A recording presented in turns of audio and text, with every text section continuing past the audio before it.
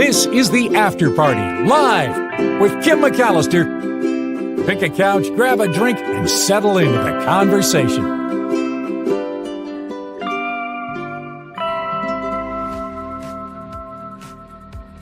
Well, it is the After Party Live. Oh, I'm little in the corner on a Waterfall Wednesday, and thank you for being here. And I have a mosquito bite. If you seem to lean over, it's because I'm itching a mosquito bite on my ankle. I know you're not supposed to itch them, but why is it that mosquitoes will always bite you at a point where it's like, I don't know, the most uncomfortable part of your ankle? It's like they know that perfect sweet spot, the spot that makes you have to contort yourself in weird positions to itch it.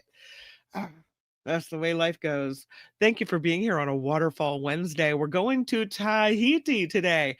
I can't believe we haven't been there in the past, but I haven't seen some of these waterfalls, so I'm pretty sure that we haven't done Tahiti yet. Uh, Again, looking at the chat, love the conversations happening. And oh, I'm too sweet. Yeah, the mosquitoes like me. I'm telling you. If there are any in like a 10-mile radius, they know. Oh, she's out. She's out in the backyard again. There it is. Louise says, I just found out October 11th is National Kim Kimberly Day. Really? I didn't. I hope we can bring some extra contributions and wishes. I'll take it on Kim Kimberly Day. Although my Kimberly is with an Ley at the end. My mom did it on purpose because her mother named her Beverly with an Ley, and her brother's name is Bradley with an Ley. And so she tried to continue it with Kimberly with an Ley, but then my sister Erin came along, although her middle name is Lee, Erin Lee, get it? But it's not Ley. So I don't know. But yes, Kim Kimberly Day, that's fun. I didn't know that that existed. I'm sure there's one for everyone's name, right? Yeah. Let's see. You're not itching it, you're scratching it. Yeah. Oh, that's right. I'm scratching an itch. This is true. Yeah, you're scratching, not itching. That's true. So I stand corrected. My bad. I'm sorry to the mosquito itching, scratching community. Mm-hmm. Me to those bugs bug me. Yeah, those bugs always bug me. All right, well, let's jump into the stories that we have today. The first one, and this seems far-fetched to me. Please tell me what you think about this, but it looks like there is an expert who says humans are going to be living on the moon in the next 5 years. That's what they say. Humans could live on the moon by 2030. They're already planning the lunar base on the moon. Dr. Tim Gregory saying he would be shocked, I say, if there are not nuclear reactors on the moon supporting human habitats within his lifetime. There are already governments and space agencies around the world that are making plans to put permanent lunar bases on our moon. NASA's Artemis program wants to return astronauts to the moon later this decade.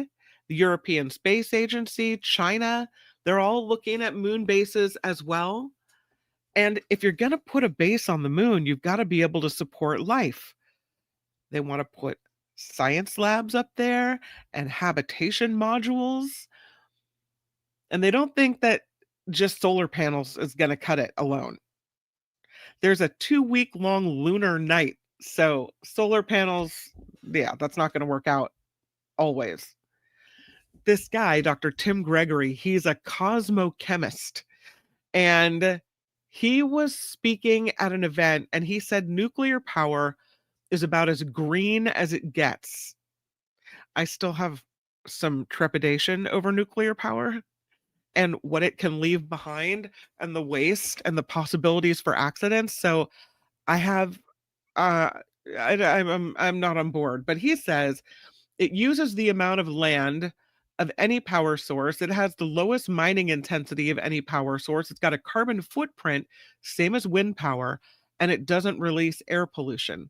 So he's on board for that. He says the reputation on Earth is already misunderstood, but the case for nuclear becomes even more clear once you look into space. And Dr. Gregory says NASA wants to put a nuclear reactor on the moon by 2030. But even if it doesn't happen by 2030 and maybe 2040 is the date that they're, 10 years late, he said that's really not that long to wait. And that he would be shocked if there aren't nuclear reactors on the moon supporting human habitats within his lifetime. And this is what I was saying. For a lot of people, nuclear carries the stigma of waste and safety concerns. But he said per terawatt hour of electricity, nuclear is as safe as wind and solar, that more people die from fossil fuel air pollution every couple hours than have died of nuclear power ever. So, splitting atoms in nuclear power stations is actually one of the safest things our species does. That's what he says. I don't know if I'm buying what he's selling. He says that there are solutions to already manage the nuclear waste energy, that in Finland that they've come up with this working geological storage solution for nuclear waste, that if you leave it underground for a million years or so, just punt it to the people in a million years, its radioactivity will decay into almost nothingness. He said a million years sounds like a long time, but geologically, it's the blink of an eye. Yeah. All right. So that makes it uniquely suited to space, he says.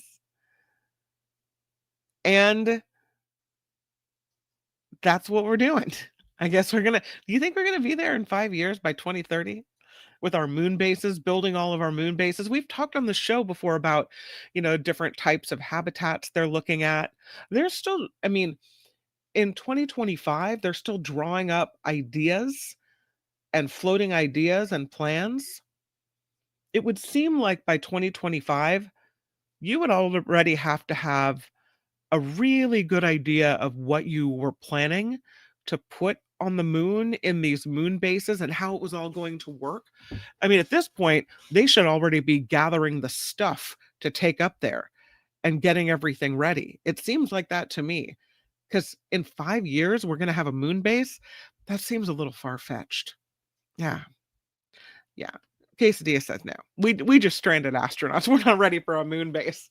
Hard to argue with you on that one. Jim Seals says the thought half of us were supposed to be on Mars by 2025. Yeah, probably not. Karen says, I'm sure there's more than enough solar radiation on the moon. How do they solve that problem? Waste and radiation? No, says Ricky. And echoed by Tammy as well. SF Tesla says, remember, trips need to be kept short because the sun will melt everything. So be sure the buggy is gassed up and it moves really fast. I don't know if the moon has uranium on it. Not sure. Interesting. Plenty of light for solar panels. Yeah, except for that 2-week period where you have no light at all. I don't know. Sandy says if I move to the moon, who will be my president? If it's anyone other than he who shall not be named on this show, I will gladly go. That is it. Karen says, why the heck would anyone want to live on the moon, Mars, or anywhere but Earth? A miserable prospect. I mean, if you were perhaps a researcher, you were into studying all things space, and it was a 6-month to a year stint. I don't know how long remember there's issues with being in space for a while, that you have increased exposure to radiation, right? Their health impacts. So maybe if they're 3-month, say 3 to 6 month stints on the moon, maybe it wouldn't be so bad. It'd be interesting. Say you did that. Maybe permanent living on the moon? Yeah, probably not. I don't think so. I just don't think we're ready for this. I don't see that happening by 2030. But Tammy says, yeah, what's a million years or so? Just bury it and walk away. It's fine. It's fine. Nullifidian, a million years here, a million years there. Pretty soon you're talking real time. Karen says you'd put solar panels on both sides of the moon. Constant sun. There you go. Another dumb idea brought to uh, blank and his clown car administration. I don't know. I mean, here's an expert saying in the next 5 years that we'll be doing what you're seeing on the screen. And we'll be building our little moon bases and doing our little things. SJ Lola with an excellent question. Can't we just fix the planet we already inhabit? Teacher Lori says, I think the idea is that Earth will be uninhabitable at some point. Yeah, we're not doing a good job. We're just on to the next one. All right. There is a coral. It's a new coral. It's got a new name. Chewbacca coral. That's the name of it. And now, if you're looking at the picture on the screen, you can see exactly why. Chewbacca coral. It's a new species of coral named after Chewbacca. It looks kind of, you could say it looks like a feather, but in it kind of swaying back and forth, kind of hunched over. You could see how that could be construed as Chewbacca. You know, they have this new scientific analysis of this species that was initially documented almost 20 years ago, and it indicates this new coral, Iridogorgia chewbacca, is its own species with these long hair-like branches that make it look like a Wookiee. So this was first recorded on a video during a 2006 ocean expedition near the Hawaiian island of Molokai. 10 years later, there was another example documented near the Mariana Trench. Finally, the University of Hawaii, there's an ecologist named Les Watling, noticed this Chewbacca coral, it wasn't named then, when reviewing research from some colleagues, and published a paper on it in the journal Zootaxia. And that was the first description of I. Chewbacca's physical and genetic characteristics, along with another novel species of coral as well. So it's cool. We have a close-up as well.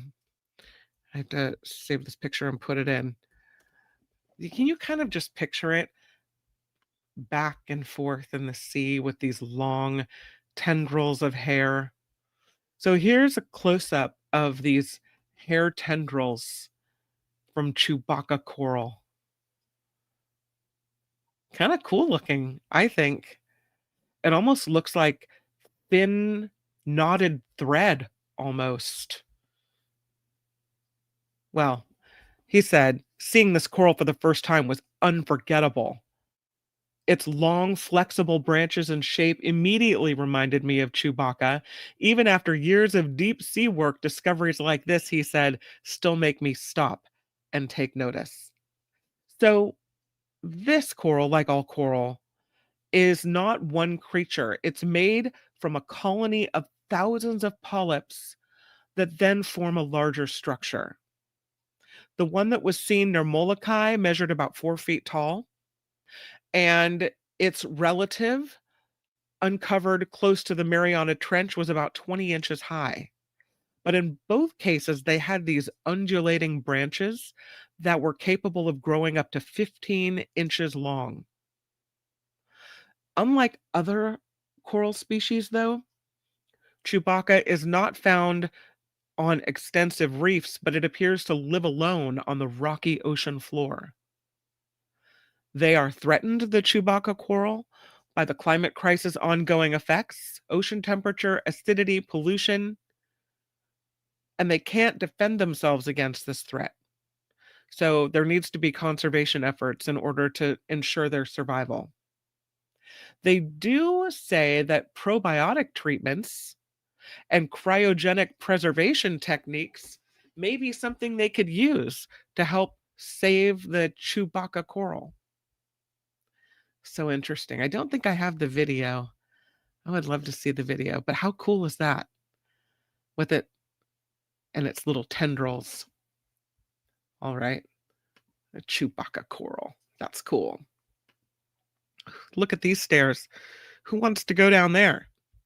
This is a very, very good friend.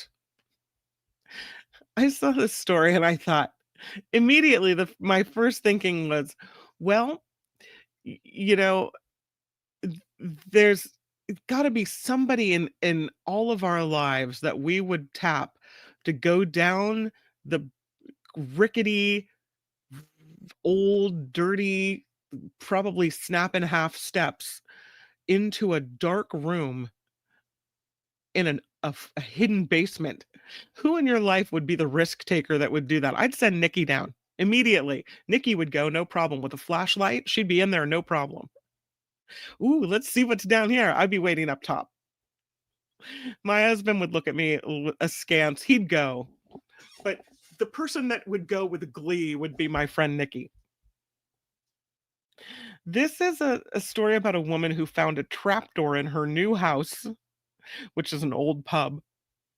And when she opened it up, they found some interesting things in there. This woman's name is Katie, and she's in the process of restoring this old pub in the UK into a home to live in. It's called the Old Mason's Arms, and it's in North Yorkshire. And she bought it and now is in the process of transforming it into a place where she can live. So she said the previous owners lived there for 40 years and they were pretty sure that no one had been down into the cellar in a really long time. So she cracks open the floor and she says it's pitch black and it's full of spider webs. There's a brick opening under the carpet and the wooden floorboards. She said I could see strange shapes and shadows in the dark. Pardon me. So she calls her friend, which is really nice. He's a really nice guy who comes over and he decides he's going down there. And they found some kind of interesting stuff. I do have a video to show you, at least here. I think I have a video to show you of the guy going down the steps. And here is what they find. Okay, I have it. Uh-oh. Uh-oh. I thought I could show it to you. Okay, so there's the hole. You see that? And they go down into the hole. He's going to climb down in there, which I think takes a lot of guts. I mean, what could be in there that was hidden in the floor for so many years? Bones, bodies? God knows what's in there, but he's going in. He's a good friend. And he sees this little passageway open up to this bigger room. And they think someone was down there in the 80s because there's some kind of video game JVC box down there from they think the early 80s. So someone stored something down there, but there's some old furniture. She said she was really surprised at the cool curved ceiling that they found. You can see as they flash around on this video that there's a window down there. And that window is what led them to realize there was something under the floor in the first place. There's that old window. They saw it from kind of this outside boarded up area. And so you can see, I mean, that's pretty, I have to say that's pretty brave of that guy to go down those stairs and do that. Ew, yikes. So yeah, so they go down and they find they're going to restore this area as part of the house. They think that it was an old storage area for this pub and a barrel room where you would store, you know, whiskey and barrels and things, although how they got them up those rickety old stairs, I have no idea. So she said that the it was the owners that sealed it up and they had the keys to the house which had been emptied of furniture and they had no idea what it would look like inside. um that the window, somebody asked about the window, does it go outside, is it blocked or something, and she said that window is where the old barrel entrance is, and there's a huge trapdoor on the outside of the house that was sealed when they first looked at it They pried it open with a crowbar, expecting it to be an entrance, but there was a wall and an extremely filthy window locked from the inside. And she said that's when we knew there was another entrance somewhere inside the house. So that's when they found this little staircase you're looking at here. So she's saying, yeah, they lifted the carpet and uncovered uh this little room underneath. And now they're going to make it part of the renovation of this old pub into a house. I don't know what they're going to do with it. Maybe turn it into some type of storage room, put some real stairs in there. I don't know. How cool though to find something like that underneath, and how nice to have a friend that would go down and make that descent into the unknown as far as what would be down there. Yikes. I thought that was a cool story. Um, I don't know what you know about menopause intervention. Wait, a nice segue, right? Well, here's this lady having a hot flash. Whew, I feel you, girl. Just fan it off. I thought that hormone therapy, if needed, that's fine. But I thought it had been linked to breast cancer and some other things. So if you didn't need it, to avoid it. But now I see the study that says early menopause hormone therapy is actually linked to Alzheimer's prevention. So that I thought was worth talking about. And it only works if the timing is right. Researchers presenting this study at the annual meeting of the American Neurological Association in Baltimore, they say women who start hormone therapy within 5 years of menopause can lower their Alzheimer's risk by as much as 32%. By waiting to start hormone therapy until 65 or later, that they say increases a woman's risk of Alzheimer's. I mean, do they really know? I don't know. But the research done at the uh, Postgraduate Institute of Medical Sciences in Rohtak, India, indicates that starting hormone replacement therapy early can give the brain some protection. Unless the woman already has Alzheimer's or memory problems, then the hormone therapy isn't going to slow it down. That's what the lead researcher says. Like watering a plant. It helps when the plant is growing, but if it's already wilting, it might be too late. Now, the process of menopause causes a woman's natural estrogen levels to drop. Hormone replacement therapy can ease the symptoms, like hot flashes and night sweats and poor sleep. It can also maybe help with heart health and age-related bone loss. But right now, fewer than 5% of American women use hormone therapy. It was 26% in 1999. So they pooled data from more than 50 previous studies comparing women who used hormone replacement therapy to women who didn't. And that's how they got the results showing that women who started hormone therapy around the time of menopause reduced their Alzheimer's risk by 22 to 32%.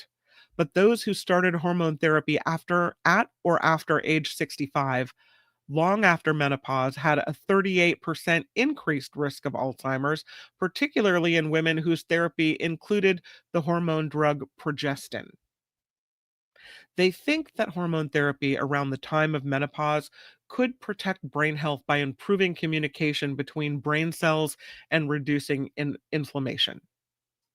Now, what they do say is the evidence isn't strong enough to suggest hormone replacement therapy should be taken to prevent Alzheimer's. But they say if you're planning to use it for menopause symptoms, starting soon after menopause might give your brain some protection. So, I don't know. I mean, if you already started it and you did that, then great. Maybe you have a benefit. I don't know if you don't need the medication, if it would be worth taking it just to stave that off. And they're not saying that you should because they can't really prove the connection. They say women should not start hormone replacement therapy in their 60s or 70s to protect their brain because then it might do more harm than good.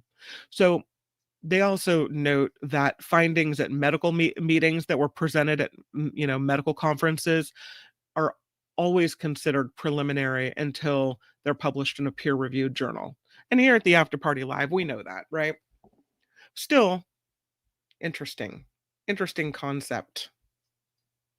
This guy buys a metal detector, and the minute he buys it, he finds something interesting. You kind of see that right there? It's like a crow's head in a hand.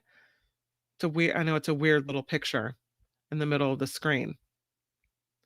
Here's the story. This dad, he bought a metal detector, not a medical detector, although that would be good to have, a metal detector. He's going to start this new hobby, and his second time using it, he makes this crazy find. He finds this old crow's head and ring, and it was kind of near his home. This happened in the UK, and he said, guy's son says, my parents moved to the UK 4 months ago. My stepdad decided to get a metal detector as a hobby. Today was the second time, besides trying it at the house, that he went out to hunt. And up to this point, his best find was a coin from 1904. And then this came out of the ground. 50 feet away, a gold crow's head was found. The site, now believed to be a burial site, it has been closed off. They think perhaps it's a Saxon gauntlet ring because of its size. Yeah, fascinating. So here's the gold crow's head, and here's the Saxon gauntlet ring. What cool things to find. What a hobby. The location is now sealed. Specialists have arrived. They're doing excavations now at this area where these things were found. If you wonder, is this man going to get anything from finding this? The total value is split between him and the owner of the land. So interesting. There was something else in the hole with the crow's head, but because of the digging having to be stopped, they don't know yet what it is. It's fascinating. Well, it makes you kind of want to get a metal detector and see what's near your house, especially if you live somewhere like that. Yikes. All right, let's talk about, if we could, the lotto of the day. This lady is one of these moments where you have, a special birthday. You go to decide to buy a lottery ticket, and whammo, you hit it. This North Carolina woman said it's the best birthday present ever.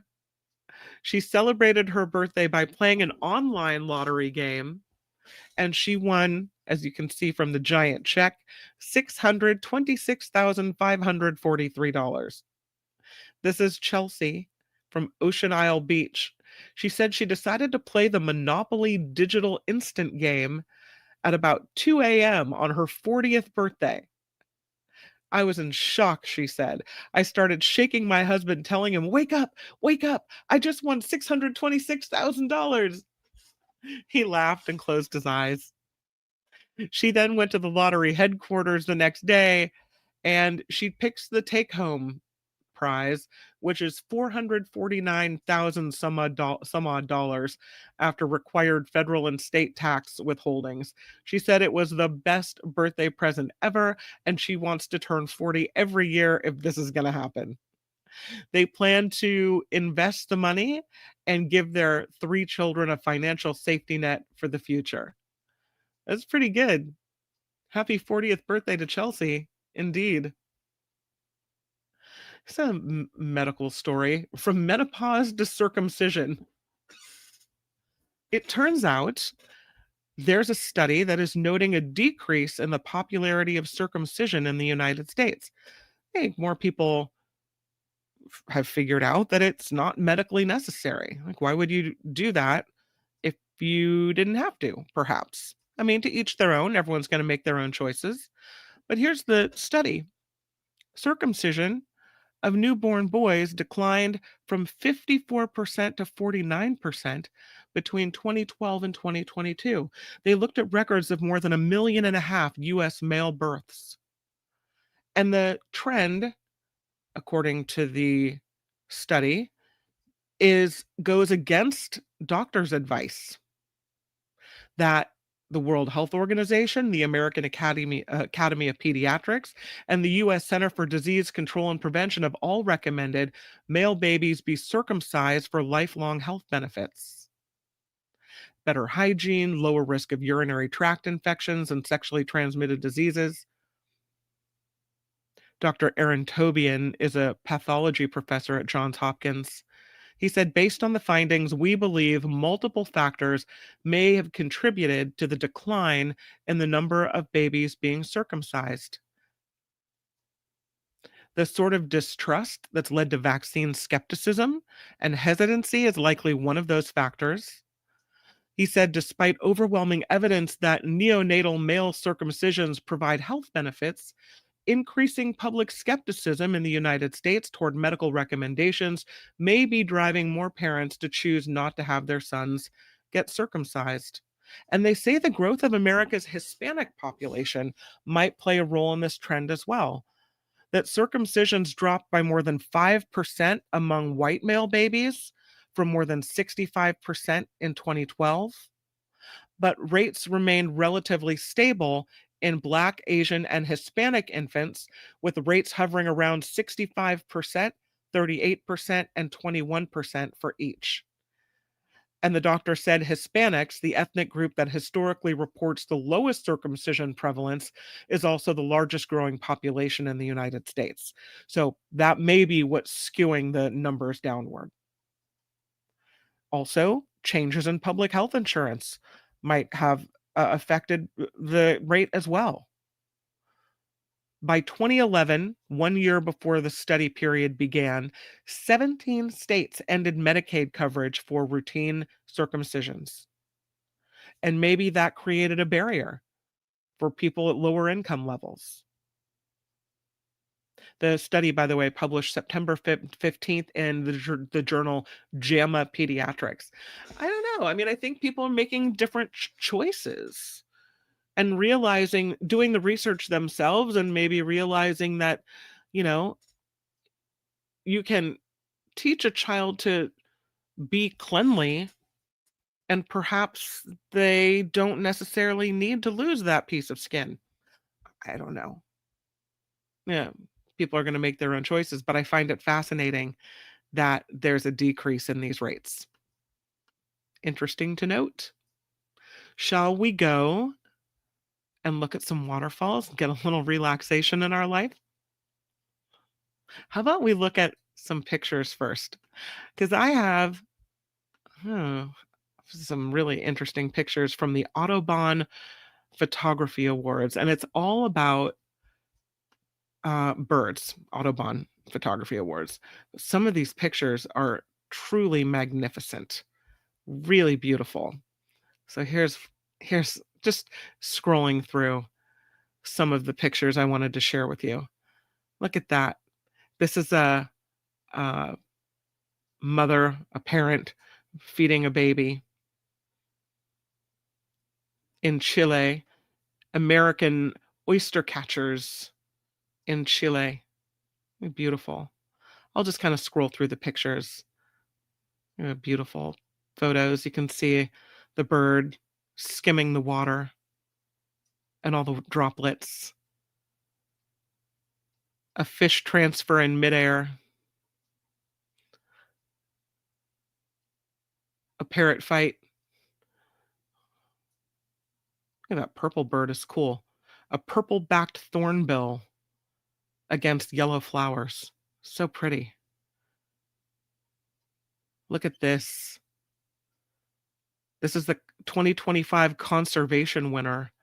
It's a savanna hawk. You can see the fire in the background. That's an amazing shot. Look at that owl. Austral pygmy owl. This taken in Chile. This amazing picture only gets honorable mention, but how cool is that? Look at that owl. He's so cute. Look at that. Chilean flamingos. What a breathtaking picture. This is a Blackburnian warbler. this picture, I mean, that is incredible. Incredible. Frigate birds. This is a grand prize winner in the United States and Canada, and you can see why with the backdrop of the sun and the birds flying through. Wow, what a shot. Look at this owl flying across a field. It's a long-eared owl. This is the 2025 youth winner for the United States and Canada. The color's amazing. Kind of this orangey pink hue as this owl flies over the fields. Look at these guys. What they're doing on back of each other, but it's a black-necked stilt. This is an honorable mention in Chile and Colombia. Those birds are so interesting looking. Look at those guys. Hello. They're just hanging out over traffic. Those are blue-headed parrots. That's a pretty cool northern gannets. You can see the birds down below against the night sky. That's pretty incredible. Look at all those birds. Snow geese.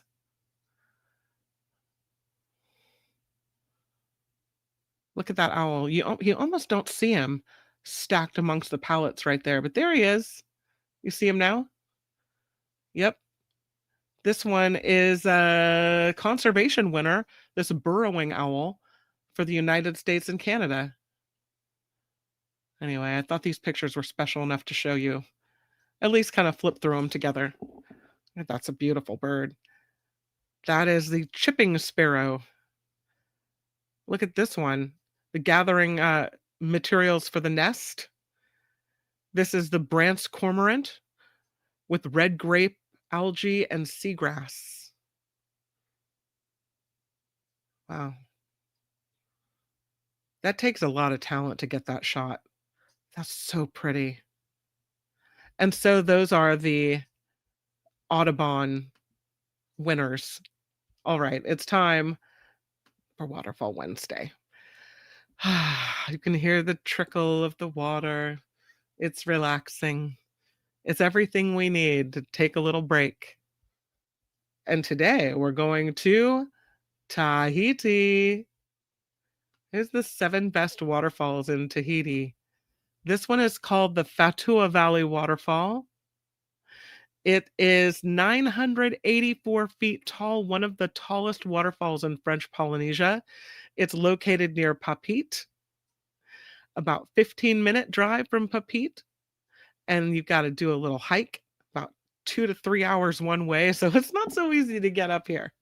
But you hike the dirt road, you kind of skittle in between abandoned buildings and grass lawns for a couple of miles. You got to cross over a river on a bridge. Once you get there, though, there's a plunge pool at the base of this waterfall. So after that long hike, you get a little refreshing dip. Pretty fun. You do need to get a permit to park in the lot that will take you on the trail to this waterfall. In the rainy season, the trail becomes really slippery and the water level rises. So you got to be careful with that. But that's the Fatua Valley Waterfall near Papeete.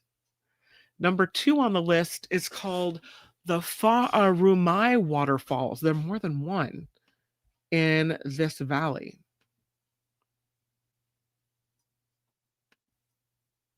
I thought I had it. That looks like the same picture to me, doesn't it? I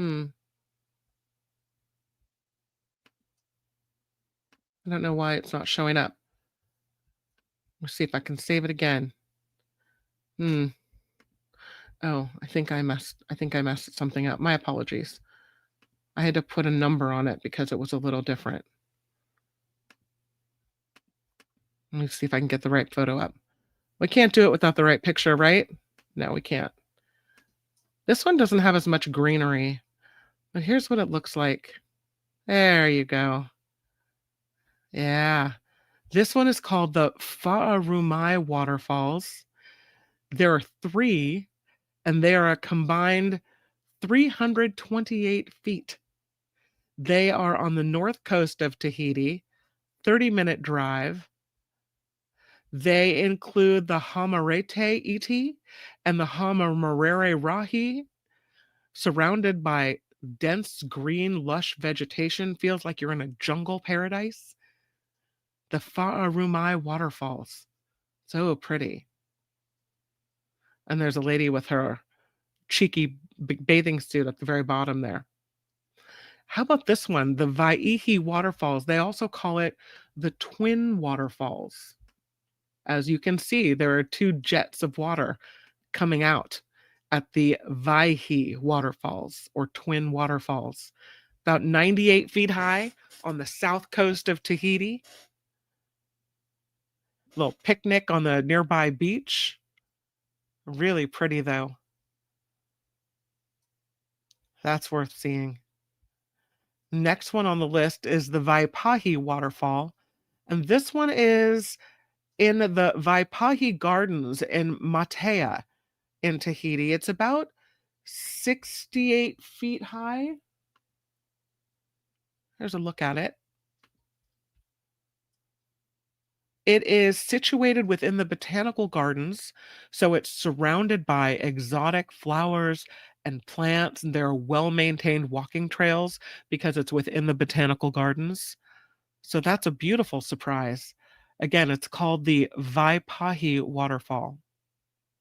Here's another one of the Faraura Valley waterfalls. You can see here 3 different waterfalls in this area. You see the one way up top and then 2 smaller ones down below. So pretty.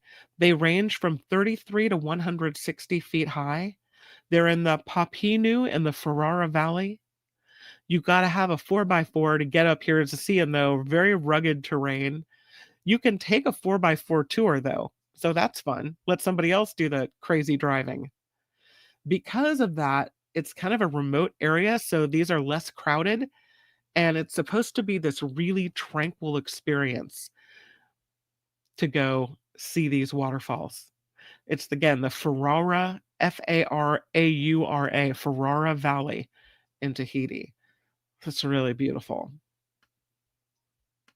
Here's another one for you. This one is called the Onohea Waterfalls. It's super beautiful. Here's a picture of Onohea. Again, with the multiple waterfalls, right? Onohea, 82 feet tall. A 4x4 also recommended for a bumpy ride into this Onohea Valley. There's a pristine pool below the waterfall, ideal for swimming as well. You can hire a guide, a local guide, because the trail is not very well marked, and they'll take you to see the best viewpoints. And again, that is the Onohea waterfall. And the last on the list, and the one I think I would most like to see, is the Moroto waterfall. So beautiful. And here it is. Look at that. With the sky above the waterfall and the beautiful swimming pool below. It's 262 feet tall, only accessible with a 4x4 tour because of challenging terrain in here. The parking is included in the tour package because you've got to hire a 4x4 tour, but it's set amidst dramatic volcanic cliffs and lush greenery. So, so pretty. The guided tour is what's going to make this one. You can swim in this pool you can see here, do a little picnic. This is deep in the Papenu Valley in Tahiti. Very, very cool. On these 4x4 tours, they say usually they're about $127 a person, and they'll take you on a full day to multiple waterfalls, to the Fatawa, the first one we saw, the Fa'arumai, to the Papinu Valley, where you'll see this waterfall as well. It's about an 8-hour long day trip as you go see all these waterfalls. And again, about $127 a person. but it includes access to areas that aren't typically reachable by regular vehicles. When you go, they say wear waterproof shoes, bring a light jacket because there's cooler mountain breezes. So there are cheaper tours, but you can also take a chopper, do a chopper tour. If you do a half-day private tour, it's about $80. They say the waterfalls are best seen after rain, but that makes the trails a little more slippery, so you have to be really careful. And they also said this: avoid drinking waterfall water. It looks clean, but it might have bacteria or parasites. So you always have to bring bottled water to these places. And because it's a tropical climate, you really have to stay hydrated. Don't be dipping your bottle in the pool. No. If you're doing a waterfall tour, they say consider a guide for a safer experience. Those are some of the beautiful waterfalls in Tahiti. I think this one's my favorite. Oh no, hey, is pretty good. That's spectacular. We're looking at pictures of waterfalls. If you're joining us on the audio podcast, super beautiful with these lush ferns and jungle-like background and these beautiful waterfalls. Ah, Waterfall Wednesday never disappoints here on the After Party Live. Please click the subscribe button if you haven't already, and the like button if you haven't already. I really appreciate it. It helps put the show in front of people who haven't seen it before. I would love to have some people take a look that haven't. Get away from politics, right? For a minute, for people. Maybe we get a little mental health going over here. Huge thank you to Wes, who yesterday contributed $5 to the show. Scott R, Amy S, Yvonne B, Wes again. You guys are so awesome. Thank you so much for jumping in with the PayPal, which is found in the show description and in the About tab here on YouTube. Also, the YouTube super chats and super stickers are always open. Jeanette says, thank you for the pictures. Yeah, thank you for being here and experiencing that together on this Waterfall Wednesday. Tomorrow on the Mark Thompson Show, we will have David Katz on the show, and there's so much to ask him about, from the firing of Lisa Cook, and she's still on the job, even though interest rates were cut today. She's still on the job. We have some other legal questions that we'll put before him as well. And that is tomorrow on the Mark Thompson Show. And then, of course, Trivia Thursday here on the After Party Live, followed by the Nikki Maduro Show at 5 p.m. tomorrow night. So hopefully you set an alarm on your phone so that you can join us for cocktails, mocktails, and politics. As always, I've really enjoyed my time with you today. Make it the very best rest of your Wednesday, and I will see you tomorrow right back here on YouTube. Bye, everybody. The After Party Live would like to thank the following contributors and viewers like you.